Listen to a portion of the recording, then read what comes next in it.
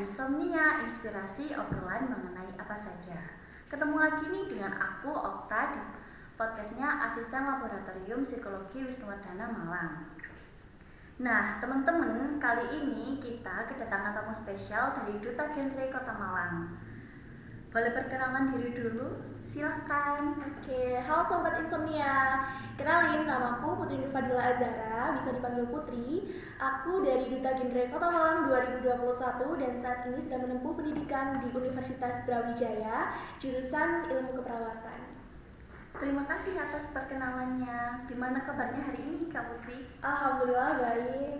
Pada kesempatan kali ini kita akan berbagi cerita atau pengalaman tentang body shaming, di mana body shaming ini mungkin sering kita rasakan atau tanpa kita sadari kita lakukan terhadap seseorang. Body shaming ini memiliki dampak yang besar bagi kesehatan mental kita. Terkadang body shaming ini dilakukan dengan candaan atau basa-basi dengan tujuan mencairkan suasana dan mengundang tawa dari orang sekitar. Body shaming ini biasanya berbentuk fisik seperti badan yang gemuk, kurus, pendek, tinggi, hitam, putih, dan sebagainya. Padahal perilaku ini dapat menyebabkan dampak negatif bagi si korban, misalnya kurang percaya diri dan menghindar dari keramaian, karena merasa dirinya tidak sesuai dengan standar dari orang sekitar. Oke, tanpa berlama-lama lagi nih, mari kita mulai sharing saja mengenai tema pada kali ini dengan Kak Putri. Oke, halo teman-teman semuanya. Bisakah Kak Putri menceritakan bagaimana pengalaman tentang body shaming yang dialami? Oke, kalau berbicara tentang pengalaman body shaming yang udah aku alami sendiri itu mulai dari kelas SD sebenarnya. Kelas ya mungkin dari awal kelas 3 ya. Dulu kan emang berat badan aku tuh emang udah big size ya, udah oversize itu mulai dari SD. Nah, terus itu udah mulai dari kata-kata verbal yang terucap dari teman-teman aku, mulai dari seperti kayak gajah nih, gaduh gajah, atau mungkin ada panggilan tersendiri kayak misalnya pundut. Pundut itu singkatan, yaitu putri gendut gitu. Nah, seperti itu sih. Terus habis itu kayak lebih ke verbal, terus sarkas, kayak menyinggung ataupun juga meremehkan seperti itu. Lalu bagaimana ya perasaan Kak Putri saat mengalami body shaming? Yang pastinya untuk melakukan seperti itu ya, teman-teman melakukan seperti itu, terus habis itu yang aku rasakan itu pastinya sakit hati. Mulai dari teman-teman yang mengolok-olok aku, yang pastinya aku tuh merasa kayak, duh ngapain sih temen aku kayak gini, kayak sesempurna apa sih dia, kayak gitu kan. Terus aku bilang sama dia, udahlah jangan kayak gitu kan, kamu tuh lo punya kekurangan dan juga kelebihan masing-masing, semua tuh pasti punya gitu kan, asalkan kita sendiri yang mengolahnya, seperti itu. Semangat ya Kak Putri. Iya dong pastinya, soalnya aku sendiri tuh pengen banget buat apa ya istilahnya kayak memotivasi semua orang gitu, terutama ya teman-teman semua di luar sana yang memang kurang percaya diri gitu seperti aku gitu. Karena apa ya, setiap orang tuh pasti memiliki kelebihan dan juga kekurangan masing-masing, asalkan kita itu bisa merubahnya. Kita memiliki kelebihan, kita asah kelebihan itu, mencari dengan gimana bakat kita itu di mana gitu kan. Gak hanya itu, mencoba hal-hal baru misalnya, tapi hal-hal baru ini dalam artian yang positif, kayak misalnya ikut organisasi seperti duta, kayak misal aku ikut duta gitu kan, itu kan banyak teman yang bisa menginspirasi kamu gitu kan. Dan pastinya lebih apa ya, ingin memotivasi sih teman-temanku di luar sana gitu, buat lebih percaya diri. Kalau dampak terbesar yang Kak Putri alami saat mengalami body shaming seperti apa ya? Kalau dampak terbesarnya ini ada yang namanya dampak positif dan juga negatif. Dampak negatif sendiri itu mulai dari misal temen aku ngolok-ngolok aku ya, itu ada yang orang responnya itu depresi, sampai depresi itu yang paling beratnya. Dan aku pernah melakukan seperti itu, yang depresi. Kakaknya tahu yang pernah kayak silet di apa, yang disayat-sayat di tangannya itu, aku juga pernah melakukan seperti itu, tapi dalam bentuk lain. Aku lebih kayak memukul badanku, terus habis itu membenturkan badan ke benda-benda yang keras gitu. Dan aku tuh selalu kayak nangis gitu, kenapa sih Tuhan itu menciptakan aku seperti ini gitu, aku nggak mau seperti ini gitu kan. Tapi apa ya, di situ aku belajar, aku harus mencintai diriku sendiri gitu kan. Dengan cara apa? Dengan cara aku membuktikan bagaimana omongan dari teman-temanku yang seperti itu tuh salah gitu. Dengan cara apa? Dengan cara aksi aksi yang bisa berprestasi seperti itu. Jadi dengan cara pembuktian. Nah, dampak positifnya itu tadi. Jadi mungkin dari teman-teman yang udah mengolok-olok aku, meremehkan aku. Nah, dari situ aku memunculkan motivasi yang dalam diri sendiri gitu. Karena motivasi terbagi itu adalah motivasi dalam diri kita sendiri seperti itu. Nah, terus kalau misalnya kita, misalnya aku sendiri itu kayak udah diolok-olok itu, aku pengen membuktikan dengan teman-teman aku, dengan aksi nyata aku, dengan cara apa berprestasi. Ini mungkin agak cerita ya. Ini mulai bangkit-bangkitnya itu pas SMA. Jadi SMA kelas 2 ceritanya itu ada teman aku yang ngasihin pamflet kayak brosur gitu kan tentang duta-duta Asia, saat itu duta Asia tingkat Jawa Timur.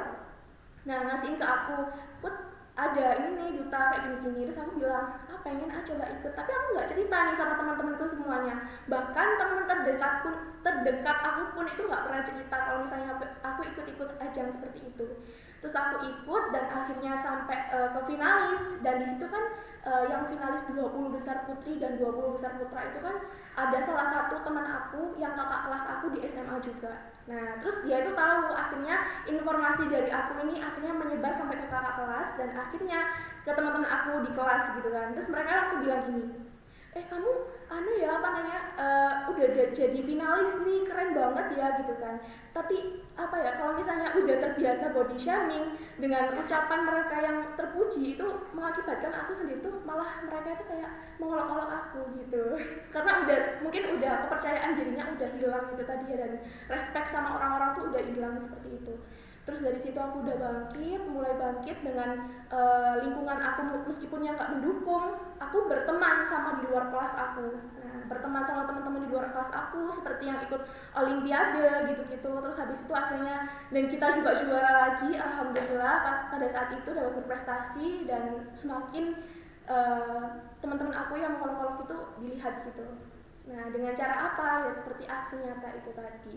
Kalau misalnya lingkungan kamu itu tidak mendukung, kamu harus bisa keluar dari zona nyaman kamu, seperti itu, zona dari luar pagar kamu. Karena kalau misalnya orang itu karena kita tuh tidak bisa merespek atau juga membatasi orang untuk berargumen, dan kita percaya bahwa karma itu akan ada imbasnya seperti itu. Baik, kalau dari Kak Putri sendiri ini, apakah ada solusi biar body shaming dan korban body shaming ini dapat berkurang? Nah, kalau misalnya solusi sendiri dari aku, yang pertama kita nggak bisa ngedistract orang buat berargumen, ya kan? Ya. Kalau misalnya ini kakaknya sendiri ya, mungkin setiap orang tuh pasti punya yang namanya insecure ya kan, pasti pernah. Nah, kalau misalnya seseorang itu kita nggak bisa ya, Kak, aduh aku insecure nih, badan aku seperti ini, terus teman kita, apaan sih kamu tuh lo cantik gini-gini, kan bisa kayak gitu kan? Kita kan namanya seseorang pernah insecure gitu kan ya, dan orang tuh pasti pernah kayak bilang, mungkin bilang gini, badanmu tuh lo olahraga aja lo gitu kan, kamu tuh lo biar sehat, biar bodymu tuh bagus, biar body goals gitu kan kalau kata-kata ya kan gitu kan. Cuman mungkin itu dibuat candaan, tapi ada yang menerimanya itu sakit hati. Nah seperti itu. Nah solusinya apa? Solusinya adalah tergantung kita yang menerimanya itu bagaimana. Kita bisa menerima dengan positif, ditelan mentah-mentah, atau ditelan dengan cara kayak ya udahlah biarin deh, temen-temenku bilang kayak gitu, toh aku juga bisa kok, nggak sesuai dengan yang dia katakan gitu kan, ya udah aku olahraga aja gitu kan. Nah kayak gimana ya, lebih mencintai diri sendiri sih lebih tepatnya gitu. Jadi tergantung prospek kita sendiri yang menangkap dari omongan itu tadi gitu. Semangat ya Kak Putri, dan terima kasih sekali loh. Iya pastinya dong ya, semoga bermanfaat ya kita di sini podcast bareng, sharing-sharing sama teman-teman di luar sana. Terus ada nggak nih pesan-pesan dari Kak Putri untuk orang-orang yang sering melakukan body shaming ini? Untuk pesannya ya buat teman-teman yang di luar sana sedang melakukan body shaming, atau mungkin ya sekarang katanya sih ya, kalau misalnya aku nih anaknya cepat ceplos gitu kan, cepat ceplos sama orang gitu kan, ya mungkin boleh saja gitu kan. Cuman kalian harus memikirkan iya kalau misalnya orang itu bisa menerima, kalau misalnya orang itu bisa depresi, bagaimana? Seperti itu. Nah, yang pasti kalian harus tahu bahwa karma itu akan berlaku seperti itu. Kita nggak pernah tahu orang di luar sana yang nantinya di masa depan itu akan ada sukses atau mungkin dia bisa berjaya dan bahkan lebih dari tingkat di atas kamu. Jadi yang terpenting kamu harus bisa lebih menghargai orang sih, lebih tepatnya seperti itu. Oh, berarti cukup lama ya. Kalau boleh saya tahu, apakah ada peran orang tua untuk mendukung Mbak sampai berada di fase ini? Kalau misalnya kayak gitu ya, itu nggak ada sih sebenarnya dari awal. Ya pastinya ada sih ya. Kalau dari peran orang tua itu ada untuk membantu dan juga menyemangatin, itu pastinya ada. Cuman aku tuh nggak pernah cerita kalau misalnya kena body shaming atau misal kayak dibullying gitu kan, nggak pernah sih kayak gitu. Jadi lebih ke dendam di diri sendiri dan akhirnya meluapkan yang sudah aku cerita tadi, kayak membenturkan badan kayak gitu sih. Nah terus kalau misalnya dari dukungan orang tua pasti ada, karena ini mulai dari kelas 1 SMA ini mungkin bisa dibilang fase terberat dalam hidupku juga ya, karena di situ almarhumah ibu aku jadi kan udah meninggal kan ya, di situ sakit, udah masuk rumah sakit bolak-balik lah intinya. Nah sedangkan ayahku merawat ibuku di sana terus gitu kan, di rumah sakit gitu kan. Nah aku anak tunggal sendirian gitu kan, di rumah nggak ada teman, nggak ada yang dibuat sharing gitu kan, sahabat pun juga jauh, sekolahnya juga beda gitu kan. Nah di situ aku harus bisa membangkitin kayak diriku sendiri gitu. Orang tua aku ini loh udah membiayain aku buat sekolah, udah sayang banget nih sama aku, udah segala macam semuanya udah diturutin, kamu udah dikasih fasilitas, masa kamu dengan seperti ini nih, masa kamu harus menyakitin diri kamu sendiri? Apa kamu nggak sayang sama orang tua kamu? Itu yang terjadi di pikiran aku sih, terbesit di pikiran aku, yang ngebuatin aku kayak aku harus bangkit nih, aku harus bisa ngebuktiin ke teman-temanku semua yang dari kata-kata mereka itu salah. Dengan cara apa? Dengan cara aksi yang aku lakukan untuk bisa meningkatkan prestasi dan juga kualitas dalam diri aku sendiri kayak gitu sih. Oh, jadi seperti itu. Kalau boleh saya tahu nih, apakah ortu Mbak ini terbuka atau tidak ya terhadap Mbak? Lalu bagaimana cara Mbak ini menyikapinya? Kalau orang tua aku sendiri, jujur ya, orang tua aku tipe yang orang nggak bisa terbuka sama anaknya gitu kan.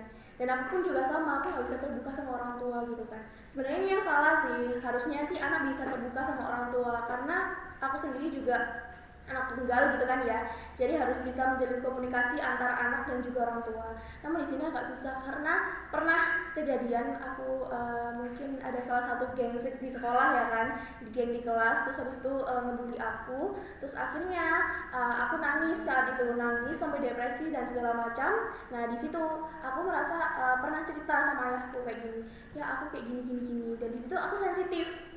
Kayak misal ya, apa-apa yang dilakuin ayahku, orang tua aku itu salah di mata aku, padahal entah itu baik atau benar itu salah di mataku, dan aku tuh emosional ke orang tua aku. Terus ditanya sama ayahku gini, kamu kenapa gitu kan, terus aku ceritain semuanya yang dari di sekolah di seperti ini gitu kan, insecureku seperti ini, dan orang tua di situ langsung bilang seperti ini ke saya, kalau kamu kayak bilang kayak gitu tuh sebenarnya ayah itu sakit loh, bilang kayak gitu bilang. Dan itu langsung jadi kepikiran, dan setelahnya itu ayahku sakit dan kayak dibawa beban pikiran, sehingga dengan adanya responsif dari ayahku seperti itu, jadi aku berpikir gini, duh kayaknya aku salah deh cerita kayak gitu kan. Jadi aku beranggapan seperti itu, aku salah deh kayaknya cerita karena ayahku sakit kayak gini gara-gara mikir aku gitu. Karena ayahku juga pernah bilang kalau misalnya kalau kamu kayak gini ayah malah sakit hati, bilang gitu, ayah malah sakit hatinya kalau misal kamu diginiin. Kamu tuh bilang sama ayah, tapi bilang pun juga orang tua pasti memikirkan,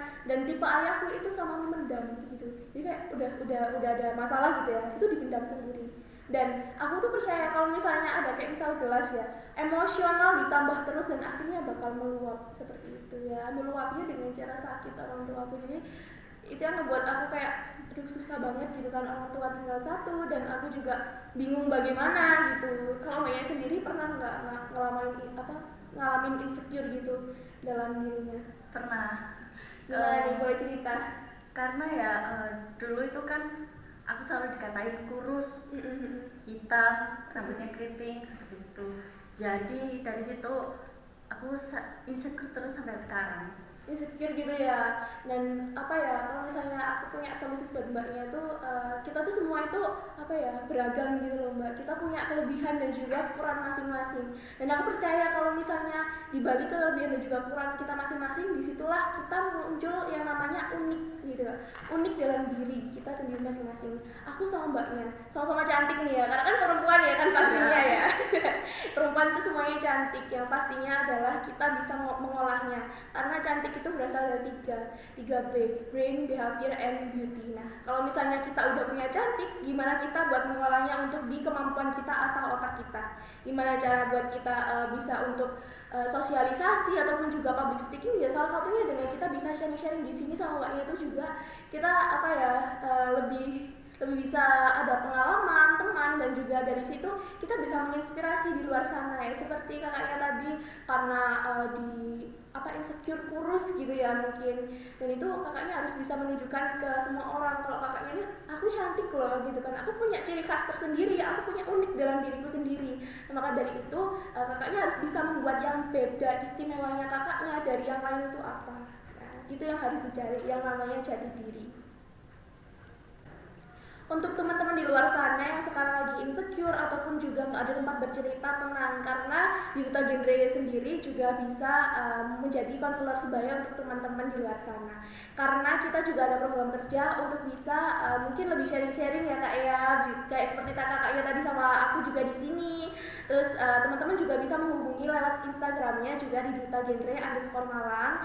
Kita di situ juga bisa sharing-sharing kembali dan juga menceritakan ya apa sih mungkin yang dari teriak KRR juga bisa, mulai dari pengasahan cinta gitu kan ya, boleh banget sih sebenarnya. Kayak gitu sih. Jadi jangan lupa ya cek Instagramnya. Terima kasih Kak Putri dari Duta Genre Kota Malang telah bersedia hadir di podcast kami. Banyak banget nih yang bisa kita ambil dari pembicaraan kita hari ini. Untuk Sobat Insom, jangan lupa terus dengarkan episode podcast kita selanjutnya. Bisa dengar podcast kita di Spotify, Insomnia Podcast, dan IG kita @aslab_psy. Jangan lupa like, subscribe, dan komen di setiap sosmed kita. Akhir kata, saya Okta pamit undur diri. See you in the next episode. Bye-bye.